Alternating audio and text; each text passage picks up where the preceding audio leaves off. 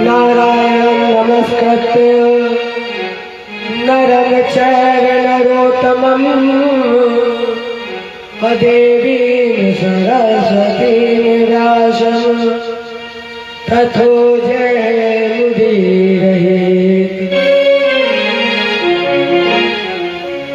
गिर को उठाए ब्रज गोपों को बचाए लीनो,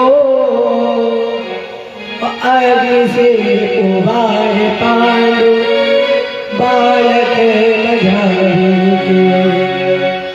राखो गज घंटा तले बालक विहंगम को, राखो अपने निधन पांडव की नारी को। गज की अरज सुनो ग्राह से छुड़ायो शीघ्र, भारत में राखो प्रण भीष्म ब्रह्मचारी को। तीन विद्या पिहारी संत सुखकारी है जो, मोहे तो भरोसो वाही सावरे बिहारी को। हे भारत के सारथी लाखों बार प्रणाम, आकर डोर संभालिए मन की छुट्टी लगा। भगत भक्त भगवंत गुरु चतुर्नाम बपे, अतन के परिवार नाशक वीर अनेक। कराहु प्रणाम करम निवारी, अकरहु कृपा सेवक सुत जान। अतुलित बलिदान स्वर शैलावधे हम, अदनुज बल कृशान ज्ञानी नाम हृदय। सकल गुण निधान वारियाराम भीषम, रघुपत भक्तम वात जातम नमामि। रघुपत भक्तम वात जातम नमामि। जय बोले गुरुदेव भगवान की, कृष्ण भगवान की, रामचंद्र की, उमापति महादेव की, आदि शक्ति दुर्गे मैया की, भागवत भगवान की जय। जय श्री राम, जय जय श्री, जय जय श्री राधे। आइए कहे सभी भक्त अपने बिहारी जी से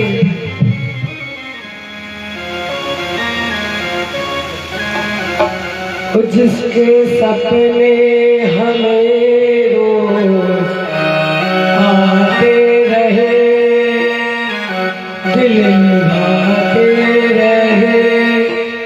ये बता दो,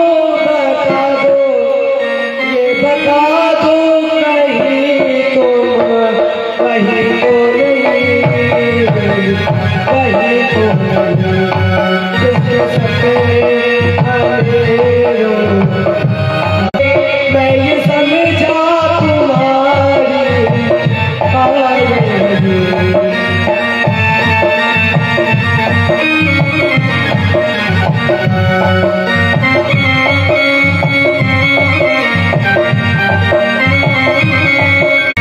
ये बता दो, ये बता दो कन्हैया तुम्हें तो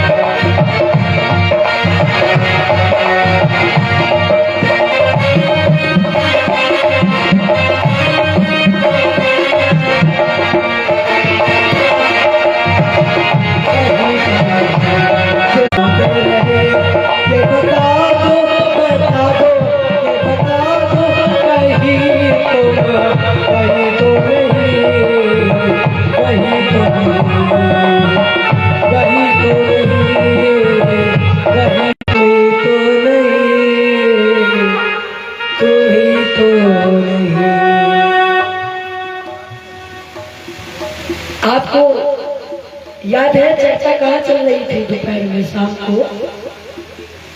रुक्मणी विवाह की जाए और जो भेड़ उसे अच्छी लगे वो उसे मुंह में दबा ले। भगवान निर्विघ्न होकर उसी तरह चले। इधर सखिया भागी दरबार में पहुंची और कहा रुक्मी अनर्थ हो गया है। क्या हुआ? बोली वो जो द्वारकाधीश कृष्ण है ना, उसने रुक्मणी जी का हरण कर लिया है। और जैसे ही रुक्मी को पता चला तो रुक्मी ने हाथ उठा करके प्रतिज्ञा कर ली कि जब अब शिशुपाल राजा है। शिशुपाल ने सोचा राजा के बारात में राजा ही होते हैं, और अगर शिशुपाल दंडवत जरासंध खाली हाथ जाएगा तो लोग मेरा परिहास उठाएंगे। तो शिशुपाल दंडवत जरासंध सबने रुक्मी के सेनापतित्व में भगवान पर आक्रमण कर दिया। ऐसे घेर लिया भगवान को जैसे चंद्रमा बादल को घेर लेता है, लेकिन एक क्षण नहीं लगा। परमात्मा को एक क्षण नहीं लगा और सभी सेना का उद्धार कर दिया। एक एक को पराजित करने के बाद भगवान ने रुक्मी को रथ के पीछे बांध लिया। क्यों? क्योंकि इसने सोचा था कि ये मुझे हरा पाएगा नहीं, और जब ये मुझे हरा पाएगा नहीं तो इसके पास केवल एक ही रास्ता बचेगा, वो है आत्महत्या का। और अगर कहीं भी मर गया तो फिर कन्हैया नहीं है। बलराम भैया ने कहा जाओ बुला कर लाओ कन्हैया को।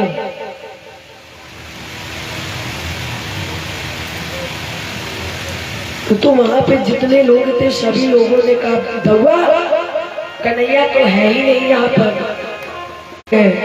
दौआ ने पूछा कहाँ गए हैं? तब उसने कहा कि वो गए हैं विवाह करने, शादी करने के लिए गए। बलराम भैया ने कहा तो फिर मेरा भी रथ तैयार करो। लोगों ने कहा विवाह होना होगा तो अभी तक हो गया होगा, अब क्या करोगे जाकर? दौआ ने कहा देखो कृष्ण का विवाह बगैर मारपीट की, बगैर लड़ाई के तो हो ही नहीं सकता है। मारपीट जरूर होगी, इसलिए मेरा भी रथ तैयार करें। और अब ये भी द्वारका से कुंदनपुर की तरफ चल पड़े। उधर से कन्हैया आ रहे थे। कन्हैया ने देखा कि दौआ आ रहे हैं, बहुत गुस्सैल है, बहुत जिद्दी है और बहुत जल्दी नाराज हो जाते हैं। कहीं ये नाराज ना हो जाए इसलिए रथ पास में पहुंचता, इसके पहले ही कन्हैया रथ से उतर गए।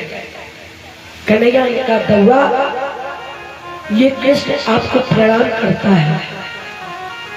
अब भगवान कृष्ण ने इन्हें आशीर्वाद दिया नहीं दिया ये नहीं देख रहे हैं, आशीर्वाद दिया नहीं दिया ये नहीं देख रहे हैं, और तिरछी नजर करके रुक्मणी जी की तरफ देख रहे और कह रहे, अरे रुक्मणी तू अभी तक रथ पर बैठी है, तुझे पता ही है कौन है? मेरे बड़े भैया है, बलवान भैया है, इसलिए रुक्मणी जल्दी रथ से उतरो और इन्हें प्रणाम करो। रुक्मणी जी रथ से उतरी। दौआ ने कहा विवाह करने तो गए, लेकिन ये बताओ जब लौट कर आए तो लेकर क्या आए हो? क्या लेकर आए हो? जी ने कहा दौआ ये मेरा बड़ा भाई है, माना इस पृथ्वी मंडल पर ये शासक नहीं कसाई है, लेकिन फिर भी मैं कहती हूँ आखिर वो मेरा भाई है। दौआ, लेकिन दौआ जैसा भी है मेरा भाई है, इसलिए इसे बंधन मुक्त करा दीजिए। बलराम जी ने कहा छोड़ दो इसे। आदेश से भगवान ने इसे बंधन मुक्त किया, प्रतिज्ञा करके आया था, इसलिए वहीं पर नगर बसाया और वहां का राजा बन गया। लेकिन शिशुपाल जलवासन में बैठा ढो रहा है, सोच रहा है कि लोग क्या कहेंगे। दंभोज पुत्र चेत सम्राट शिशुपाल विवाह करने गया और उसकी पत्नी का हरण एक ग्वाला करके ले गया, और खाली हाथ लौट कर जाएंगे तो मेरी बड़ी बदनामी होगी। शिशुपाल के मित्र बोले महाराज जी, जहाँ पर एक स्त्री बैठकर एक लड़की बैठकर जाती है वहां पर तुम बैठ जाना, और तुम राजा हो तो राजमहल के अंदर पालकी उतरवा देना, तुम्हें कोई रोकेगा भी नहीं। शिशुपाल को ये मत बहुत अच्छा लगा। जैसे ही पता चलता है कि गर्भ में लड़की है तो लोग मरवा देते हैं। राजेंद्र याद रखना हमेशा, जहां लड़की नहीं है प्यारे वहां कभी सुख संपत्ति धन आ ही नहीं सकता है। बेटियां भाग्यवान होती है, बेटियां भाग्यवान होती है, पापा की साथ मम्मी की जान।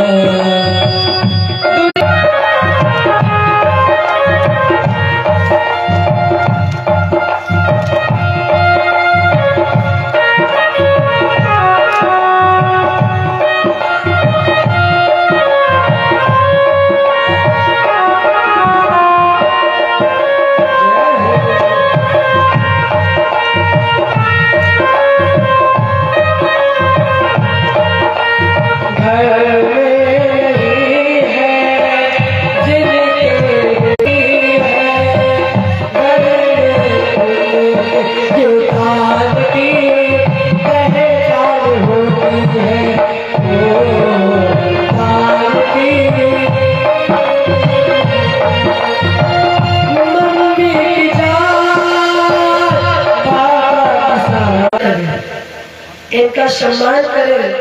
और जब आप इनका सम्मान करेंगे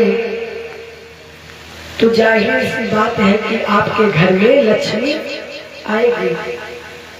तो अब शिशुपाल उसी पालकी पर बैठकर रो रहा है जैसे एक स्त्री विदाई के समय रोती है। पालकी लेकर कहा चले, थोड़ी देर रुक गया। कार में सोचा कि अब हम चलते चलते थक गए हैं तो क्यों ना पानी पी कर आए, जल पी कर आए। दोनों माताएं आई। दोनों माताओं ने समझाया, देवी ये तो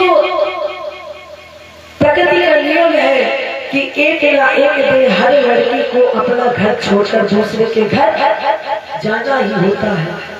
लेकिन राजेंद्र ये बात हमेशा याद रखना कि लड़की दो कुलों को लेकर चलती है और लड़का एक कुल को लेकर चलने में भी थक जाता है।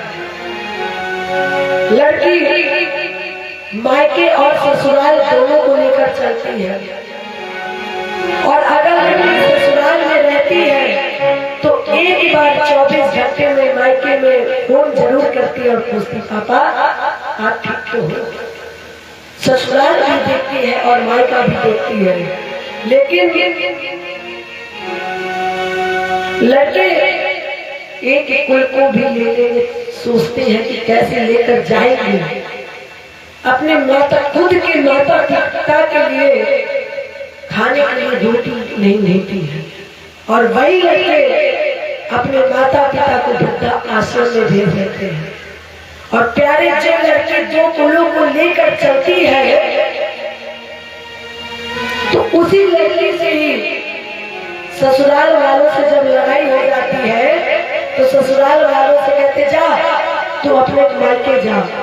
और जब वो लड़की मायके पहुंच जाती है तो मायके वाले कहते हैं, बेटी आज के बाद तुम्हारा सारा घर सब कुछ तुम्हारा ससुराल है। अब बताओ ना कि लड़की का ससुराल होता है और ना ही मायका। लेकिन फिर भी लड़कियों की हत्या कर देते, मत करिए। माताओं ने कहती भी ये तो प्रकृति का नियम है कि एक ना एक दिन हर लड़की को दूसरे घर में जाना ही है, रो मत। समझाया और समझाने के बाद शिशुपाल रोता बिलखता बारात को लेकर वापस गया। इधर भगवान कृष्ण के भैया रुक्मिणी जी के साथ द्वारका पधारे और यहाँ भगवान कृष्ण का प्रथम विवाह रुक्मिणी जी के साथ हुआ। यहीं से भगवान कृष्ण का नाम पड़ा। रुक्मिणी कृष्ण जय बोलिए, रुक्मिणी कृष्ण भगवान की। ये प्रथम विवाह संपादित हुआ भगवान का। कामस्तु वासुदेवांसु दगधार प्रागरुद्रमन्ना। समय आने पर इनके यहाँ कामदेव पुत्र रूप का जन्म हुआ। प्रद्युम्न इति विख्याता सर्वतो नवमः पितुः। जो संसार में प्रद्युम्न के नाम से जाना गया। जैसे ही इसका जन्म हुआ चमरासुर नाम के दैत्य ने इसका हरण कर लिया और हरण करके ले जाकर के समुद्र में फेंक दिया। और राजा ने इस बच्चे को एक मछली निगल गई। मछली के लिए जब मछुआरा आया और उस मछुआरे ने जब जाल फेंका तो वही मछली इस जाल में फंस गई जिस मछली ने उस बच्चे को खाया था, निकला था। लेकिन जैसे ही जब मछुआरे ने मछली को काटा तो वो बच्चा मरा नहीं, जीवित निकला। क्योंकि कामदेव के स्वयं भगवान है और कामदेव को जलाने की क्षमता केवल शिव जी के अंदर है। वो भी कब जब भगवत कृपा, माने भगवान शिव भी कामदेव को तभी जला सकते हैं जब भगवत कृपा। और ये तो स्वयं भगवत स्वरूप है, इसलिए ये मरे नहीं। अब उस मछुआरे ने जब मछली को काटा, बच्चा जीवित निकला, तो उस मछुआरे को बड़ा आश्चर्य हुआ। बालक गर्भ से निकला, मरा नहीं। तो उस मछुआरे ने बालक को लेकर जाकर शंबरासुर को दे दिया। शंबरासुर के यहाँ एक महिला माया देवी का काम करती थी, दासी का। शंबरासुर ने कहा, देवी तुम इसका भरण पोषण करो। और जब उस महिला ने अल्पकाल में प्रद्युम्न जी को युवा अवस्था प्रदान की, जब ये युवा हो गए, तो उस महिला ने कहा, महाराज जी मैं आपकी पत्नी हूँ और आप मेरे पति हो। प्रद्युम्न ने कहा, देवी आप मेरी पत्नी हो? अरे आप मेरी माँ हो, और आज तुम्हारे हृदय में ये विचार कहाँ से आ गया? माया देवी ने कहा, स्वामी आपको पता है कि आप पुत्र हैं किसके? प्रद्युम्न जी ने कहा, हमने तो आपके ही गोद में नेत्र खुले हुए हैं। हम आपके अलावा किसी को नहीं जानते। जो कुछ भी है, जो कुछ भी मैं मानता हूँ, वो आपको ही अपना सब कुछ मानता हूँ, मुझे नहीं पता। माया देवी ने कहा, भगवान नारायण सुत, आप यहाँ किसी के पुत्र नहीं है। किसके हैं? भगवान कृष्ण के। भगवान नारायण सुत समेरे आहतो ग्रहात। महाराज जी आपका हरण शंबरासुर नाम के दैत्य ने किया।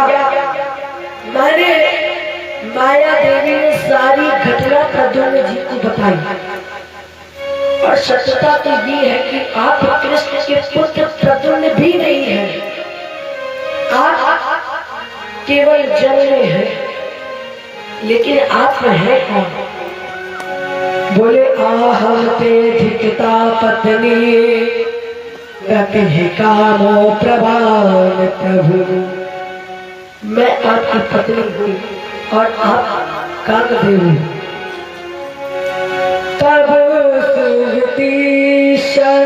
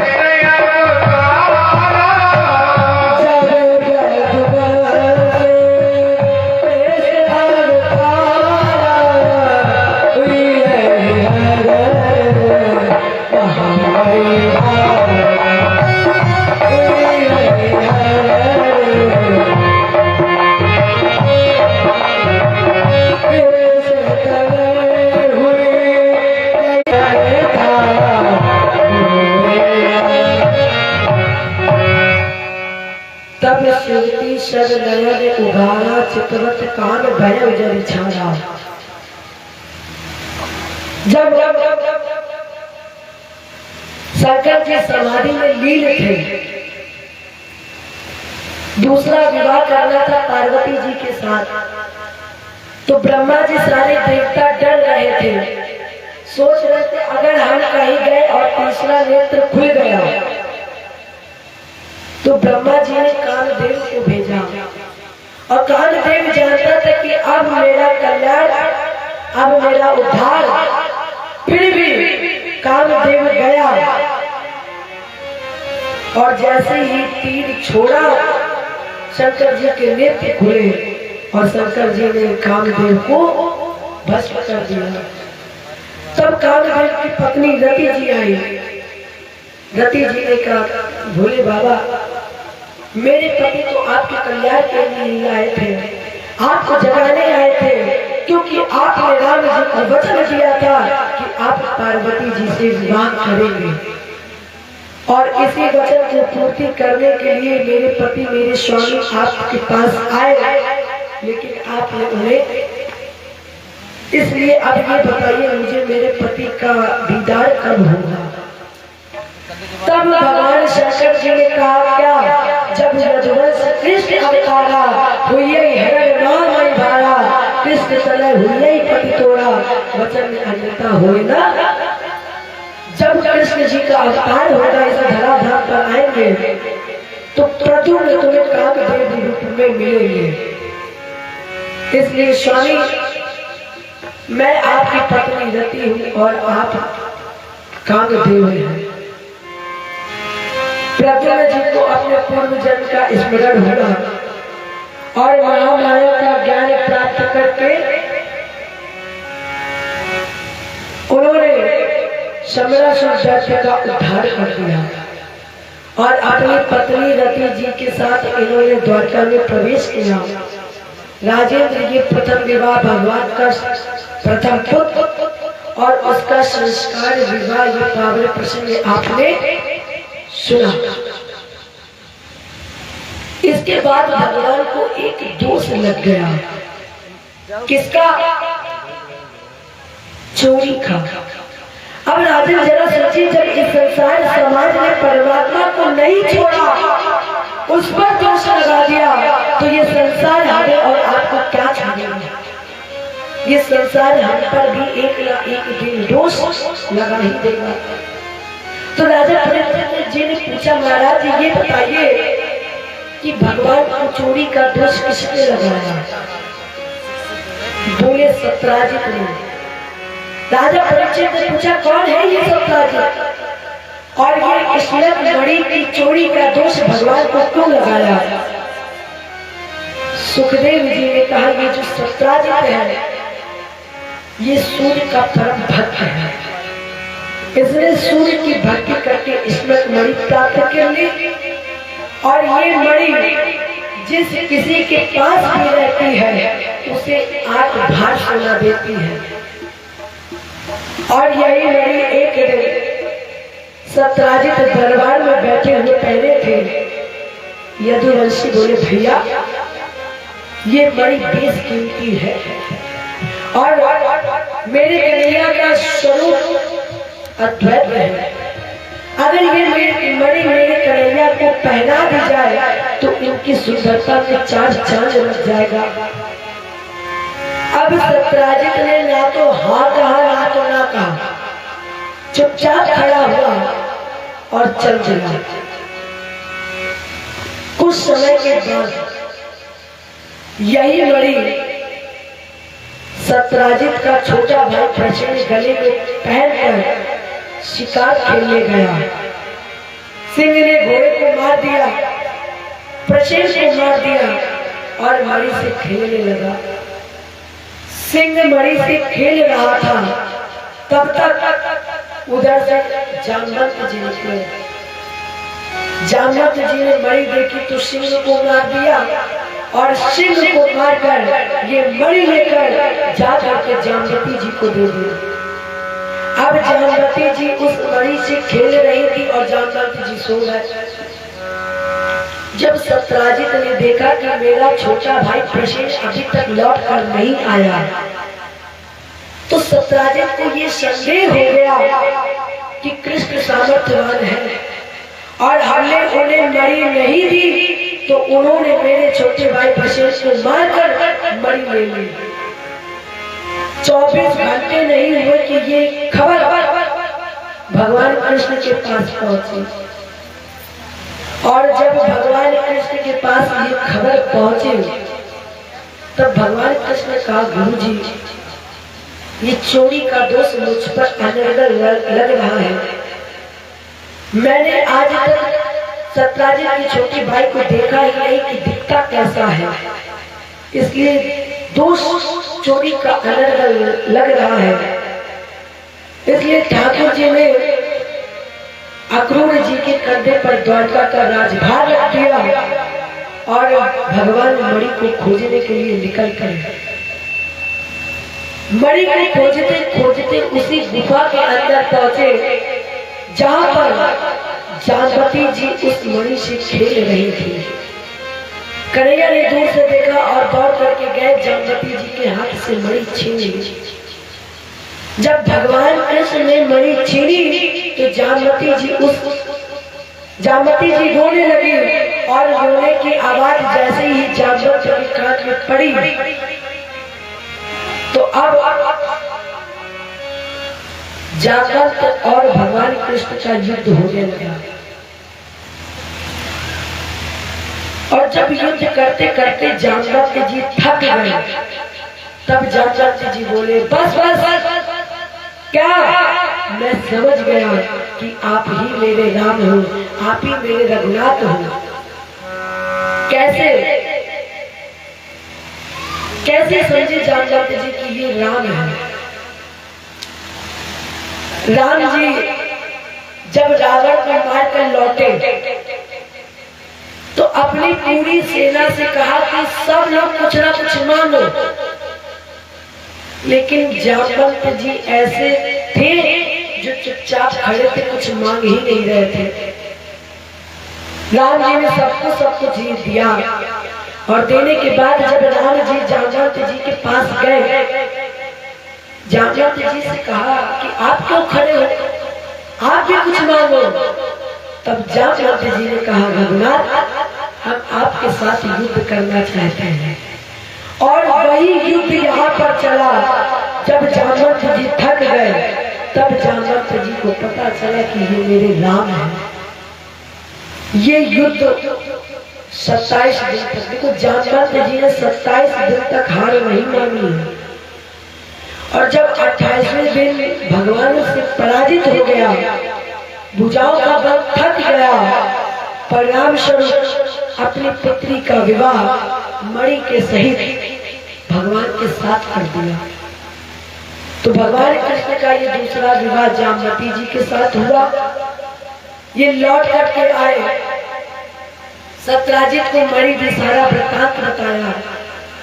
सत्राजित ने भी सोचा कि मैंने अनर्गल दोष लगाया है, इसने लज्जावश अपनी पुत्री सत्यभामा का विवाह मणि सहित भगवान कृष्ण के साथ कर दिया। ये तीसरा विवाह भगवान कृष्ण का सत्यभामा जी के साथ हुआ। एक दारथ मारू है वो विजयो बाजरद ध्वजम,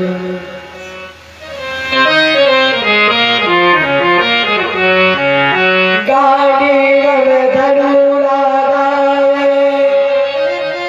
तो इच्छा सही सायको। भगवान कृष्ण अर्जुन जी के साथ रथ पर बैठे हुए एक बार गंगा जी के किनारे किनारे जा रहे थे। रथ पे लगी हुई पताका, झंडा, ध्वजा जिसमें बानर का चिन्ह अंकित था। अर्जुन ने देखा कि एक युवा लड़की बैठी हुई तपस्या कर रही थी। तो अर्जुन ने पूछा, देवी तुम कौन हो और इतनी कठोर तपस्या का उद्देश्य क्या है? तो उस देवी ने कहा, अहम देवस सगी दुई हतापत मीच्छति विश्रम्भरे वरदः तपः परम आस्थिता। अहम देवस सभी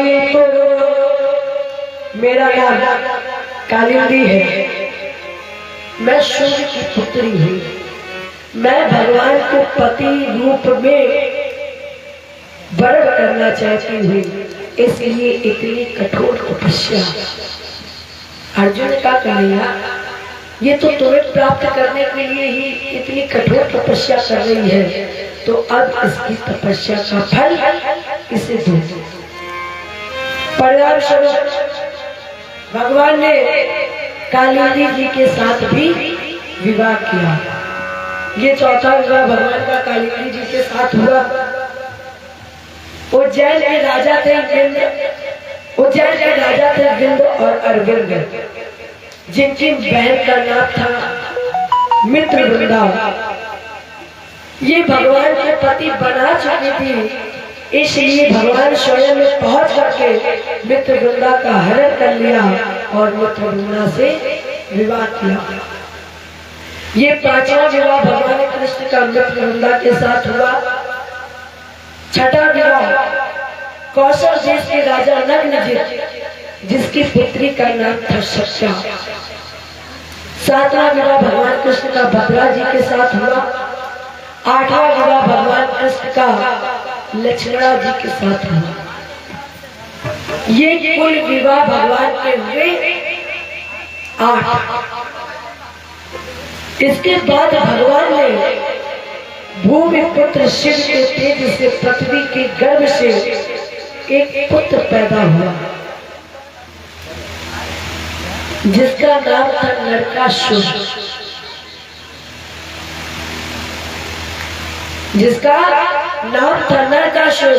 भूमि पुत्र होने के कारण लोगों ने इसका नाम रख दिया भौमासुर। तपस्या की, शंकर जी प्रसन्न हो गए, कहा वर मांगो, कहा हम किसी के मारे ना मरे। शंकर जी ने कहा ये तो हो ही नहीं सकता है, इसलिए कुछ और मांगो। तो भौमासुर इतना विद्वान था, बुद्धिमान था कि इसने वरदान मांगा कि जब तक मेरी मां ना कहे। अब आप बताओ, पुत्र चाहे जैसा हो, लेकिन कभी मां ये नहीं कहेगी कि मेरे पुत्र को मार दो। इतना विद्वान था भौमासुर, और इसने वरदान मांगा कि जब तक मेरी मां ना कहे तब तक हमें कोई मार ना पाए। शंकर जी ने वरदान दे दिया, कहा तथास्तु।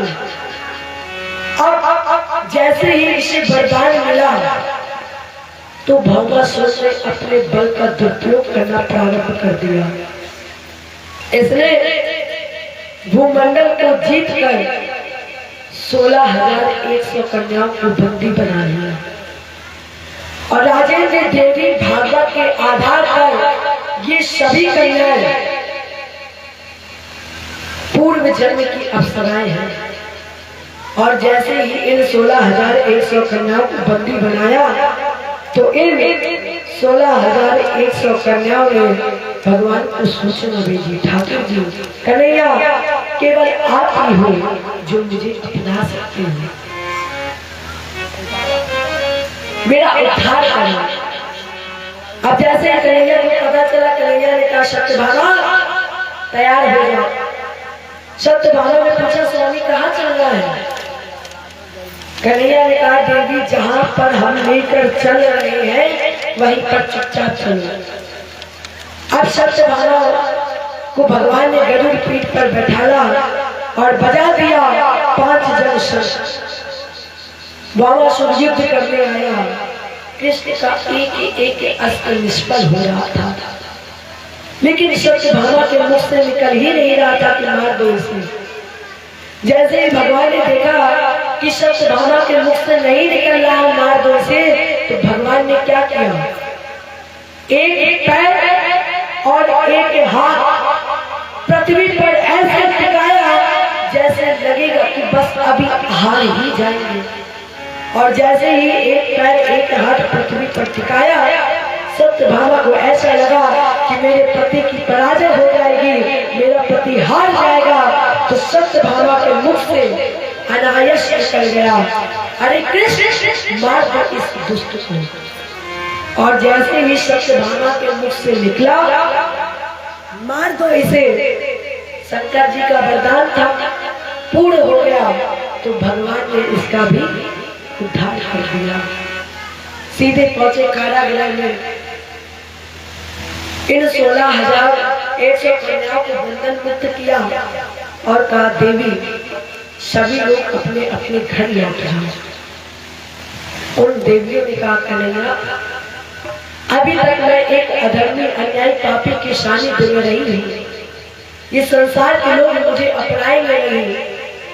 संसार की छोड़िए कन्हैया, यहाँ तक कि मुझे मेरे माता पिता भी नहीं अपनाएंगे।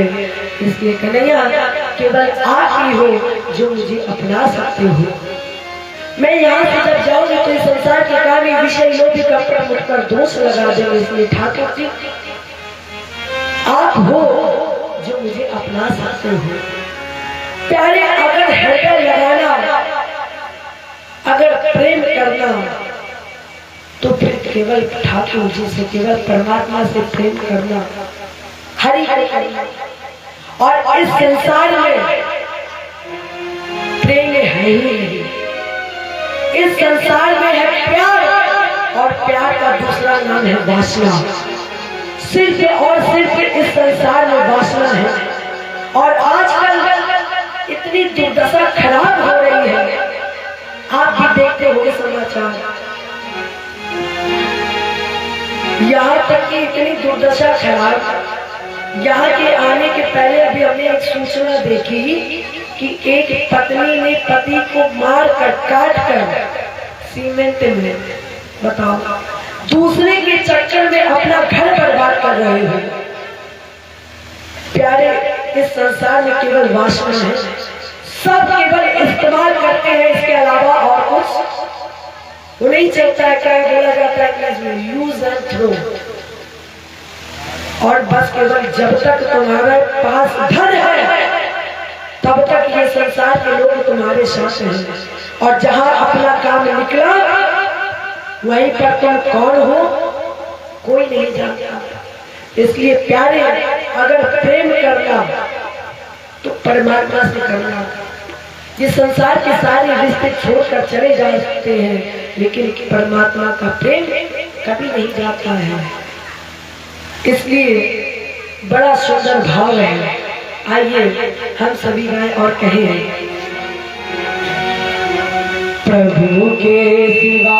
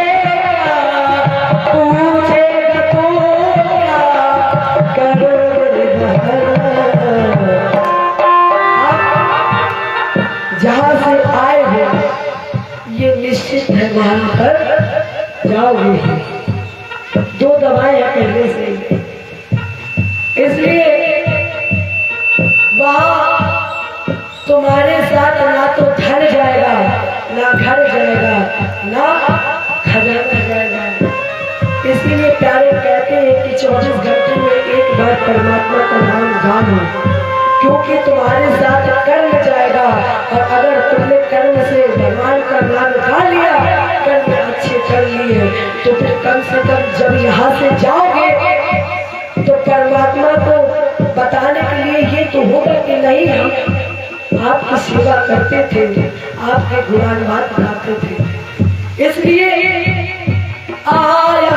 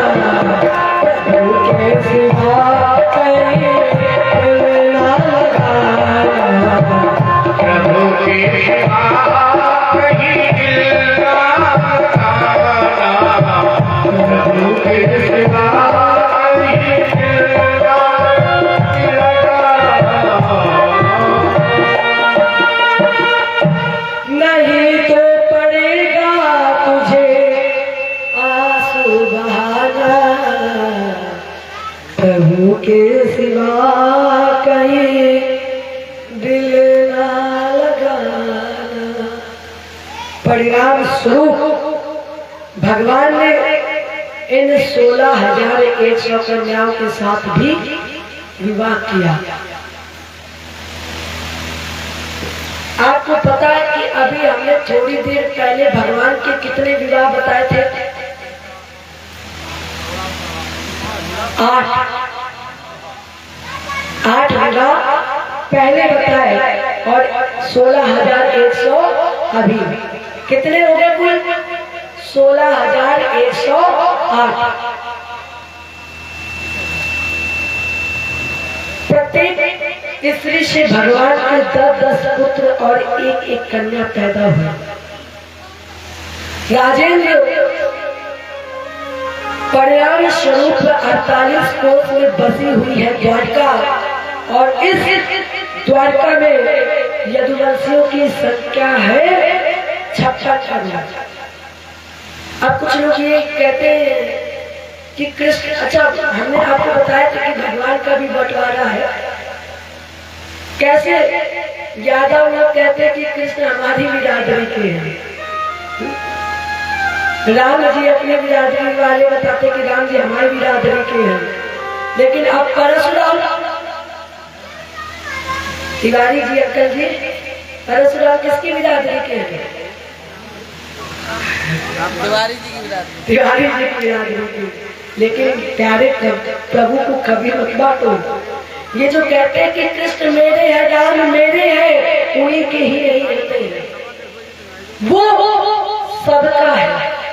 इसलिए कभी परमात्मा को मत बांटो। अब 56 करोड़ यदुवंशियों की संख्या। एक दिन नारद जी ने सोचा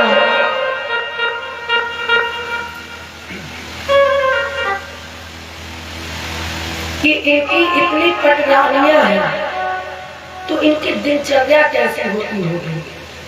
क्योंकि कृष्ण एक है और पत्नियां है 16,108। सबके साथ तो एक समय रहते नहीं होंगे। तो नारद जी कृष्ण की दिनचर्या पता लगाने के लिए पहले दरवाजे पर पहुंचे। आवाज लगाए, कन्हैया। कन्हैया ने दरवाजा खोला। आइए बाबा, स्वागत है आपका। नारद जी ने कहा रुकिए, अभी हम आते हैं। अभी हमको एक कार्य याद आ गया है, हम उस कार्य को कर आ रहे हैं। अब नारद जी कृष्ण की दिनचर्या देखने के लिए गए। नारद जी ने सोचा कि ये पहली पत्नी के साथ है तो दूसरी के साथ नहीं होंगे। तो नारद जी दूसरे दरवाजे पर गए, कन्हैया ने कहा आइए बाबा स्वागत है। तीसरे पर गए, वहां भी कन्हैया। माने नारद जी जहाँ जहाँ जाते थे, कभी कन्हैया वस्त्र धारण करते थे, कभी शयन कक्ष में, कभी भोजन, कभी स्नान। माने एक बार नारद जी ने सोचा कि हो सकता है कि कोई गुप्त दरवाजा हो जो हमें ना पता हो और ये अंदर ही अंदर से। तो अब की बार नारद जी ने बीच के 10 दरवाजे छोड़ दिए और जैसे ही 11वें दरवाजे पर पहुंचे, कन्हैया ने कहा आइए बाबा स्वागत है आपका। माने उन 16,108 पत्नियों को ये लग रहा था कि कृष्ण मेरे साथ है। हर पत्नियों को ये लग रहा था कि कृष्ण केवल मेरे साथ है, दूसरे के साथ नहीं है। एक बार रुक्मणी जी भगवान कृष्ण के चरण दबा रही थी। भगवान कृष्ण ने सोचा कि आज थोड़ा रुक्मणी जी से मजाक किया जाए। तो कन्हैया ने रुक्मणी जी से कहा रुक्मणी एक बात बताओ, तुमने हमें क्या समझकर विवाह किया? तुम्हारा विवाह शिशुपाल के साथ होने जा रहा था, आराम से रानी बनकर रहती। कहा हम गैया चराने वाले एक ग्वाले और कहा वो राजा, कहा हम काले और कहा वो गोरा, क्या देखकर तुमने हमसे विवाह किया? और प्यारे रुक्मणी जी इतना रोई कि रोते रोते रुक्मणी जी बेहोश हो गई। अब कन्हैया जी को क्या पता था कि मजाक मजाक में ये रोने लगेंगे और बेहोश हो जाएंगे। भगवान रुक्मणी जी को होश मिला है और रुक्मणी जी से कहा अरे रुक्मणी क्या हो गया है? रुक्मणी जी ने कहा कन्हैया आज जो तुमने कहा है आज के बाद वो दोबारा कभी मत कहना। भगवान कृष्ण का रुक्मणी हमने तो सोचा था कि लाओ आज थोड़ा मजाक करें और तुम बेसुध हो गई। कारण क्या था? रुक्मणी जानती हो क्या? रुक्मणी हम उन्हें रोज हंसता हुआ मुस्कुराता हुआ देखते थे। आज मेरे मन में ये विचार आ रहा था कि जरा रुक्मणी को देखे कि रुक्मणी रोती हुई कैसी लगती है, कैसी दिखती है रोती हुई। इसलिए मैंने ये हंसी मजाक आपसे किया। रुक्मणी जी ने कहा कन्हैया चाहे जो कुछ हो जाए लेकिन आज के बाद ऐसा मजाक कभी भी मत करना। इधर तब तक एक गोपी ने कहा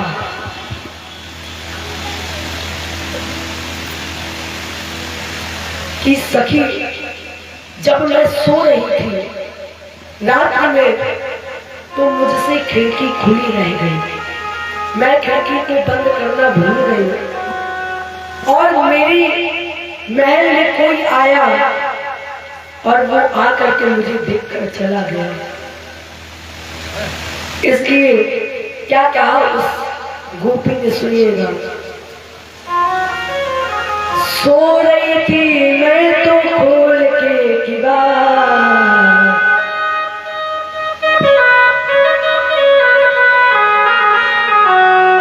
सो रही थी मैं तो खोल के किवाड़, बेदर्दी दादा दो कल छाए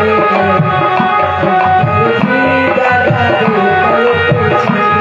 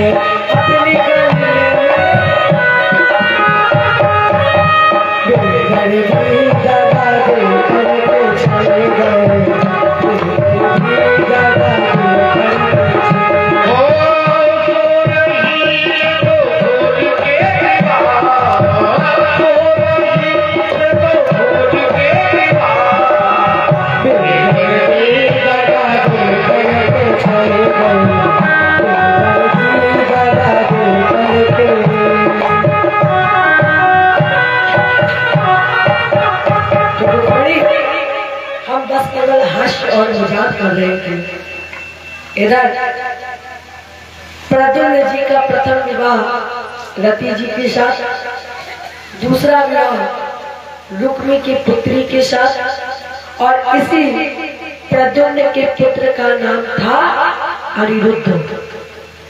इसी अनिरुद्ध का प्रथम विवाह रुक्मी की नाती लोचना जी के साथ हुआ, और दूसरा विवाह बारासुर की पुत्री उषा, जिस विवाह में भगवान कृष्ण का और बारासुर का भी युद्ध हुआ है।